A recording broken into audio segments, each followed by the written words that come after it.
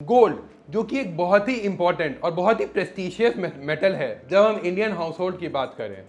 Gold, जिसको हम लोग एक सेफ हेवन भी कहते हैं, जब इकोनॉमिक डाउनटर्न्स आते हैं या मार्केट में कोई भी दिक्कत होती है या फिर कोई भी पॉलिटिकल इंस्टेबिलिटी होती है, तो वापस से हम सभी इन्वेस्टर्स गोल्ड की तरफ दौड़ते हैं कि हमें गोल्ड परचेज करना है। गोल्ड एंशियंट टाइम से ही एक बहुत ही अच्छा मेटल कंसिडर किया जाता है और इसकी वैल्यू हमेशा देखी गई है कि हमेशा बढ़ती रहती है। तो इसी टॉपिक पे आज हम लोग इसी गोल्ड के इन्वेस्टमेंट पे आज का वीडियो हम लोग आरबीआई के सॉवरेन गोल्ड बॉन्ड के ऊपर होगा। इस पर्टिकुलर बॉन्ड को आरबीआई साल में 4 से 5 बार साल में लॉन्च करती है और गोल्ड के रेट के हिसाब से ये पर्टिकुलर बॉन्ड्स लॉन्च होते हैं। तो अगर आप एक इंडिविजुअल इन्वेस्टर है या फिर आप एक एचयूएफ है तो आप इस पर्टिकुलर बॉन्ड में इन्वेस्ट कर सकते हैं। आप मिनिमम 1 ग्राम से लेके 4 केजी तक इस पर्टिकुलर बॉन्ड में इन्वेस्ट कर सकते हैं अगर आप एक इंडिविजुअल है तो। अगर आप ये पर्टिकुलर बॉन्ड आज लेते हैं तो इस पर्टिकुलर बॉन्ड की मैच्योरिटी 8 साल के बाद होती है एंड फाइनली जो मैच्योरिटी होती है तो उसके ऊपर आपको कोई कैपिटल गेन टैक्स नहीं देना पड़ता है। इस पर्टिकुलर बॉन्ड में साल में 2 बार आपको 2.5% का इंटरेस्ट पे आउट होता है आपके इन्वेस्टेड वैल्यू पे। जो इंटरेस्ट आपको पे आउट होता है ये पर्टिकुलर आपके पर्टिकुलरली टैक्स स्लैब के अनुसार टैक्स कर दिया जाता है। आज के वीडियो में हम लोग सॉवरेन बॉन्ड में कौन कौन इन्वेस्ट करते हैं वो जानेंगे, कैसे इसमें लिक्विडिटी क्या है इस चीज़ों को समझेंगे, और थर्ड इसमें टैक्सेशन कैसे होती है इन चीज़ों को भी समझेंगे। And finally but not the least, इसमें हम लोग ये समझेंगे कि फाइनली रिटर्न्स कितने आते हैं जब एक इन्वेस्टर इन्वेस्ट करता है गोल्ड में up to a period of 10 years या 8 ईयर्स जो कि सॉवरेन गोल्ड बॉन्ड की मैच्योरिटी होती है। हेलो एवरीवन, मैं Devanshu Roy raw investment solution से आज आपके लिए एक नया टॉपिक ऑफ डिस्कशन लाया हूं जो कि आरबीआई के सॉवरेन गोल्ड बॉन्ड के ऊपर है। तो चलिए आज का वीडियो हम लोग शुरू करते हैं।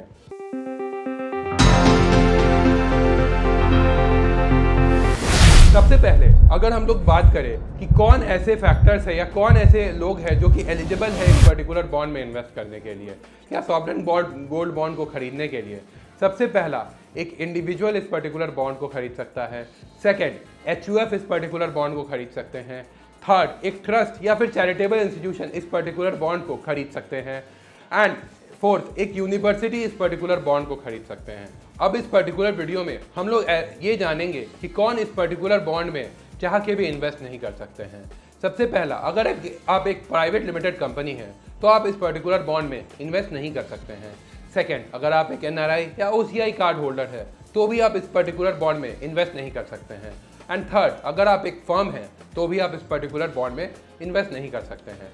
अगर मैं मिनिमम और मैक्सिमम लिमिट की बात करूं तो अगर आप एक इंडिविजुअल या एचयूएफ है तो मिनिमम आप 1 ग्राम से इस पर्टिकुलर बॉन्ड में इन्वेस्ट कर सकते हैं and maximum up to 4 kgs आप इस पर्टिकुलर बॉन्ड में इन्वेस्ट कर सकते हैं। अगर आप एक ट्रस्ट या यूनिवर्सिटी है तो आप मिनिमम 1 ग्राम इस पर्टिकुलर बॉन्ड में इन्वेस्ट कर सकते हैं and maximum up to 20 kgs इस पर्टिकुलर बॉन्ड में आप इन्वेस्ट कर सकते हैं। अब इस पर्टिकुलर वीडियो में हम लोग कुछ कॉमन आस्क्ड क्वेश्चंस जो कि इंडिविजुअल्स पूछते हैं हमें जब ये पर्टिकुलर बॉन्ड खरीदते हैं वो पर्टिकुलर क्वेश्चंस के हम आंसर करेंगे। सबसे पहला, क्या ये बॉन्ड हम लोग ज्वाइंट डिपॉजिटर के नाम से खरीद सकते हैं? तो हाँ, ये पर्टिकुलर इन्वेस्टमेंट हम लोग ज्वाइंट डिपॉजिटर के नाम से कर सकते हैं। सेकेंड, क्या हम ये पर्टिकुलर बॉन्ड माइनर के नाम से खरीद सकते हैं? तो हाँ, हम ये पर्टिकुलर बॉन्ड माइनर के नाम से खरीद सकते हैं। थर्ड, ये पर्टिकुलर बॉन्ड हम लोग कहाँ से खरीद सकते हैं? सबसे पहले कोई भी आपके नियर बाई बैंक या बैंक के वेबसाइट से आप खरीद सकते हैं ये पर्टिकुलर बॉन्ड। सेकेंड, कोई भी पोस्ट ऑफिस या पोस्ट ऑफिस के नेट बैंकिंग से आप ज़रूर ये पर्टिकुलर बॉन्ड में इन्वेस्ट कर सकते हैं। एंड थर्ड, अगर कोई आपको दिक्कत हो रही है तो आप हमारे से भी नीचे दिए गए फ़ोन नंबर्स पर कॉल करके आप पर्टिकुलर ये बॉन्ड खरीद सकते हैं। अब इस पर्टिकुलर वीडियो में हम लोग जानेंगे कि क्या ये बॉन्ड्स में नॉमिनेशन फैसिलिटी अवेलेबल है? तो हाँ, ये पर्टिकुलर बॉन्ड्स में नॉमिनेशन फैसिलिटी अवेलेबल है। अब इस पर्टिकुलर वीडियो में हम लोग जानेंगे कि जब हम प्राइमरी मार्केट से बॉन्ड परचेज करते हैं तो क्या फिजिकल और डीमैट फॉर्म में ही हमें ये पर्टिकुलर बॉन्ड मिलता है? तो हाँ, फिजिकल फॉर्म में तो हमें ये बॉन्ड मिलेगा ही। और सेकेंड, अगर हमने अपना डीमैट डिटेल्स डाला है while filling in the application form for the SGB online तो हमें डीमैट फॉर्म में भी अपने ये पर्टिकुलर बॉन्ड का इन्वेस्टेड अमाउंट दिखने लगेगा।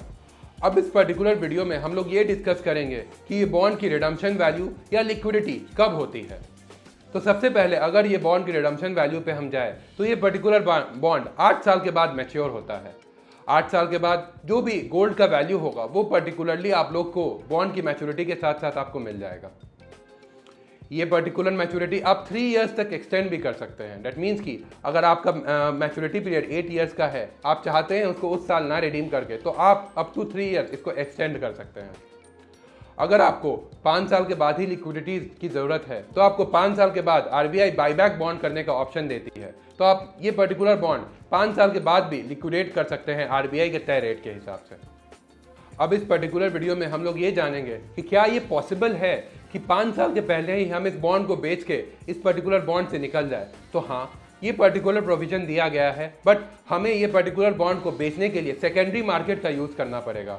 दैट मीन्स कि हमें ये पर्टिकुलर बॉन्ड स्टॉक मार्केट में सेल करना पड़ेगा और हमारे बॉन्ड को खरीदने के लिए दूसरे बायर भी होने चाहिए जो इस पर्टिकुलर बॉन्ड को हमारे स्टिपुलेटेड रेट पे खरीदे।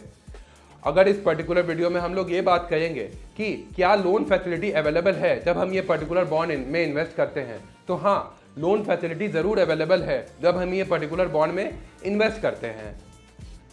तो अब इस पर्टिकुलर वीडियो में हम लोग ये भी जानेंगे कि क्या हम अपने क्लोज रिलेटिव्स को ये पर्टिकुलर बॉन्ड गिफ्ट में दे सकते हैं। तो हाँ, हम अपने क्लोज रिलेटिव्स को ये पर्टिकुलर बॉन्ड परचेज करके गिफ्ट में दे सकते हैं। अगर हम इस पर्टिकुलर बॉन्ड्स की टैक्सेशन की बात करें तो साल में 2 बार हमें इस पर्टिकुलर बॉन्ड का इंटरेस्ट रेट प्रोवाइड होता है। दैट मीन्स कि हमने जितना पैसा इन्वेस्ट किया है तो 1.25% साल में एक बार एंड अदर हाफ में हमें 1.25% हमारे इन्वेस्टेड वैल्यू का हमें मिलता है। एंड ये जो अमाउंट हमें मिलता है ये पर्टिकुलरली हमारे टैक्स स्लैब के हिसाब से हम लोग टैक्स कर दिया जाता है। एंड अगर ये बॉन्ड हम लोग 5 साल के बाद अगर RBI को ही बेचते हैं तो पर्टिकुलर बॉन्ड में जो कैपिटल गेन्स होता है वो नॉन टैक्सेबल होता है। एंड अगर 8 साल के बाद भी हम लोग ये पर्टिकुलर बॉन्ड जब बेचते हैं या फिर RBI जब हमें पैसा लौटाती है तो ये particular bond non taxable category में आता है।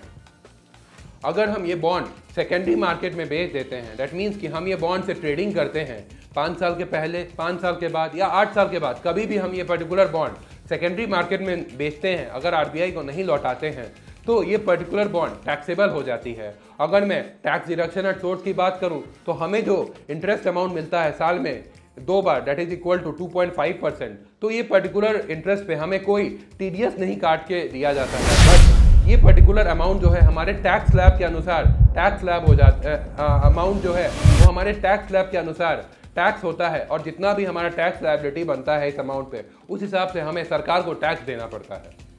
अब फाइनली हम लोग इस पर्टिकुलर वीडियो में अपने स्क्रीन की ओर चलते हैं और समझते हैं कि लास्ट 10 ईयर्स में ये गोल्ड का भाव कैसे बढ़ा है और हमें लास्ट 10 ईयर्स में कितने रिटर्न्स मिले हैं जब हम लोग इस पर्टिकुलर बॉन्ड में इन्वेस्ट किए हैं। तो अब इस पर्टिकुलर वीडियो में हम लोग साल 2013 से लेके 2023 के गोल्ड का वैल्यू अप टू 10 ग्राम्स के ऊपर देखेंगे कि कैसे हमारा गोल्ड का वैल्यू बढ़ा है या घटा है हर फाइनेंशियल ईयर में। अगर हम लोग 2013 में गोल्ड की वैल्यू की बात करें तो 29,600 थी गोल्ड की वैल्यू, अगर हम 10 ग्राम गोल्ड की बात करें तो। सिमिलरली 2014 में ये वैल्यू घट के 28,006 रुपये हो गई एंड 2015 में घट के 26,343 रुपीज़ हो गई।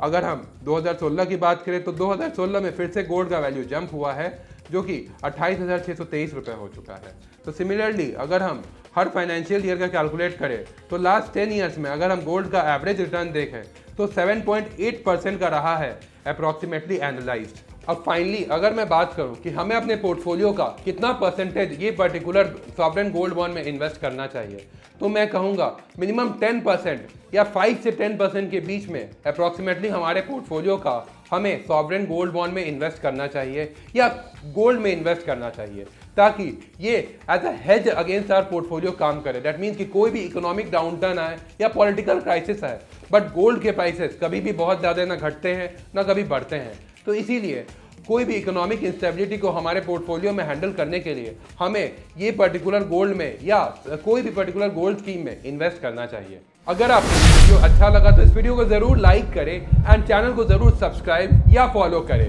अगर आपको अपनी गोल्ड की इन्वेस्टमेंट या सॉवरेन गोल्ड बॉन्ड में इन्वेस्ट करना है तो नीचे दिए गए हमारे फ़ोन नंबर पर ज़रूर संपर्क करें। अगर आपको अपने फाइनेंशियल प्लानिंग हमारे थ्रू करवानी है तो नीचे दिए गए हमारे फ़ोन नंबर पर ज़रूर संपर्क करें। Thank you.